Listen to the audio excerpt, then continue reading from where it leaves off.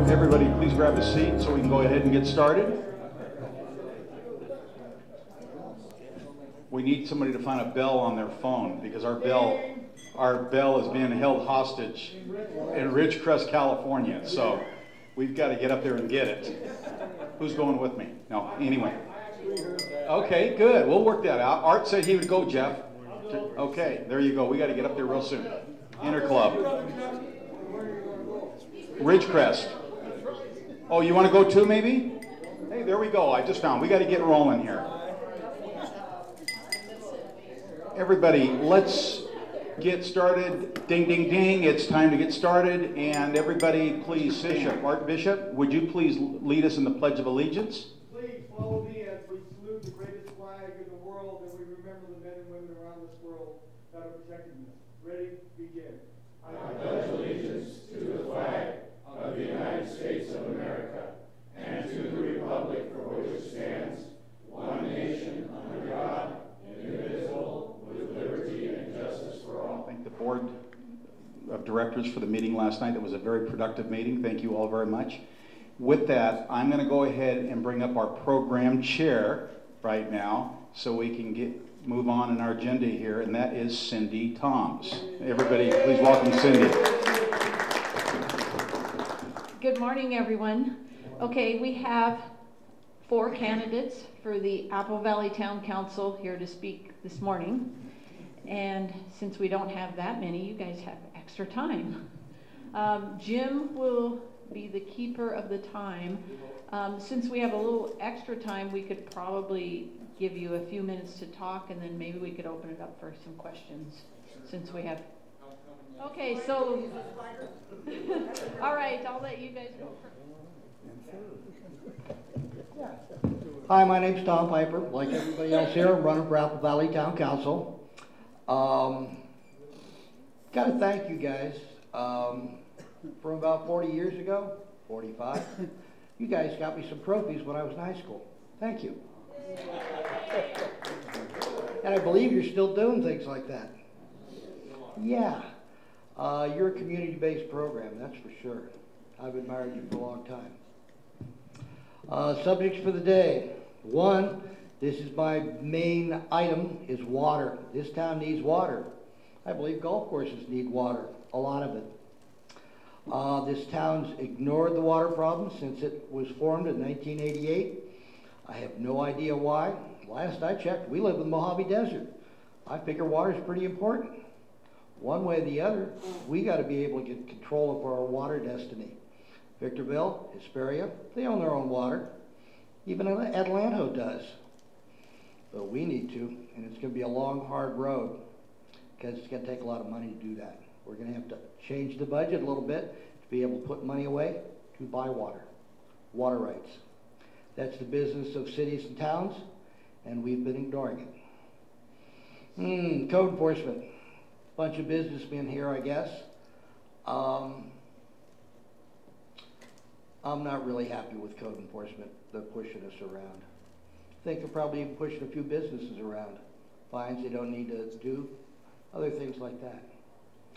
I'm going to try to reduce code enforcement and the hassle from it for the community. And basically, I'm for less government, less taxes, less fees, a lot less. Hi, my name's Tom Piper. I'm running for Apple Valley Town Council. Thanks. I don't need it. I covered what I needed to cover. Thanks. Hi, my name is Jackie Moore. And when you see Jackie Moore, you get much, much more. I've been a resident in the high desert since 1974 when I came from the beach.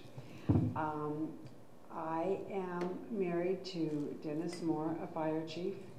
If my cell phone rings, excuse me because I'm going to run to answer it because they are bombing or rocketing right now and I want to talk to him if he gets a call in. So I will run real quick. Other than that, I am a person that believes in our rights. That's why my husband's overseas. And I believe a lot of our rights in the town are not our rights. For example, your code enforcement is one thing that I think is an awesome program. But I think that it's kind of different when they say things like you can't have a storage container on your property, but you can build 5 or 6 sheds and they make it look kind of trashy. So I think we need to find an in-between in certain things like that. What I do best, and always have, even with my children, is I dig and I find out.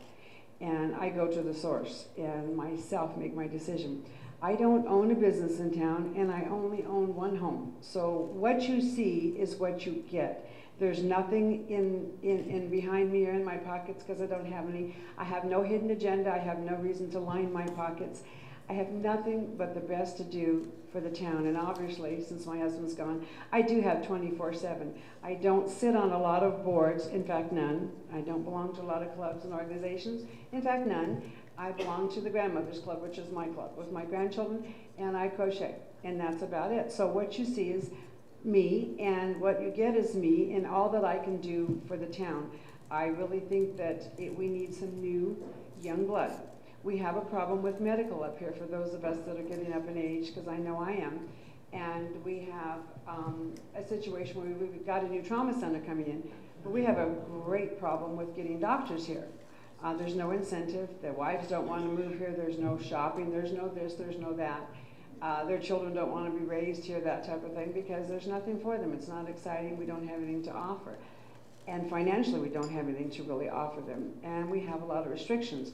So we have a bit of a problem with getting medical up here. And we are a community that we need medical. We need people to take care of our seniors as well as our young ones. So our medical is a situation that I see that we need to take care of. Our golf course is a problem. There's a lot of problems up here, like in any town.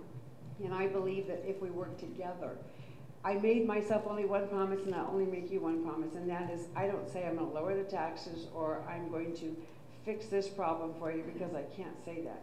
Just like any of our presidents, they can say anything, but they can't really carry through. I made a promise to myself, and that is that I will dig.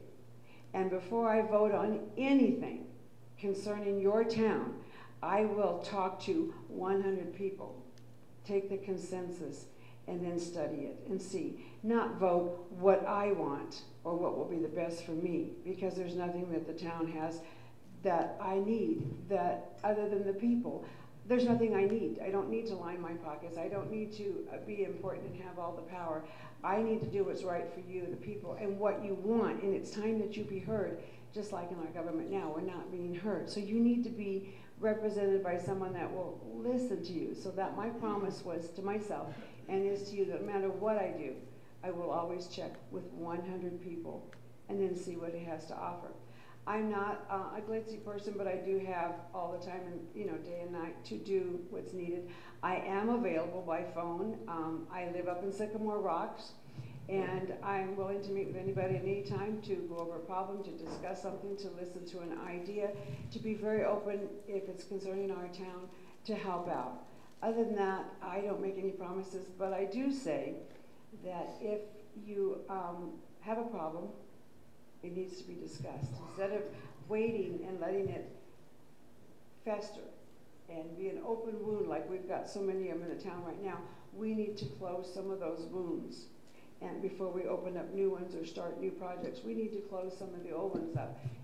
Some of the housing situation, things like that. We need to go over them as a town. Town council are just the people that represent you. It shouldn't be town council making every decision concerning your life or your property or your children's. It should be something that town council should be a guidance for you, and we should, yes, make decisions and vote and that type of thing, but we need to listen more to the other person. And that's one of the things that most people don't seem to have a lot of time for, is to listen to what you have to say, and what each and every one of you have to say is the most important thing, because you're the people. So if you get to the polls on November 6th and you decide to vote, I always say you can, I'm Jackie Moore and my husband is Dennis, and he's the more and I'm the less. Well, now I say I'm Jackie Moore and I'm much, much more than what you see here. And you'll get much, much more when you go to the polls if you vote. Thank you so much. Now I'll pass it on to our bishop. Well, good morning, everybody. We forgot to introduce our inner club with us, because I'm looking at people, I'm going, oh my gosh, I don't know them. And then when I saw the Vietnam vet hat, I got really proud. Well, for you that don't know me, my name's Art Bishop. I've been involved with Kiwanis since 1969 when I was in my high school key club, and I won't tell you the things we used to do, so because Brother Jeff would get me in trouble. One of the things that I know, and we talked, and I think they just talked a little bit about voting, and I know this group. I'm so proud of this group because you go to a lot of groups and you talk to them, you go to people and they say, oh yeah, I'm going to vote.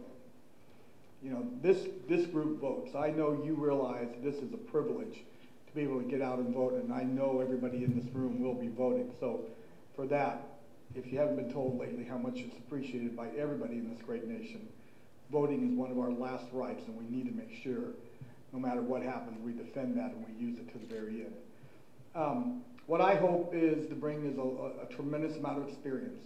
Being involved in a local business, I ran my father and my business in Huntington Beach, California, believe it or not. Actually from 1968, while I was in high school, and then I got drafted into the Army. In 1970, I was going to ask this vet when he got drafted, or if he joined the Army in 1970 and went through 72. And went back to my father's store until late 70s when my dad said, I'm moving to Lucerne Valley. You can have the store, and because he was going to grow pistachio nuts, and that's what we did. We came out here and started growing pistachio nuts.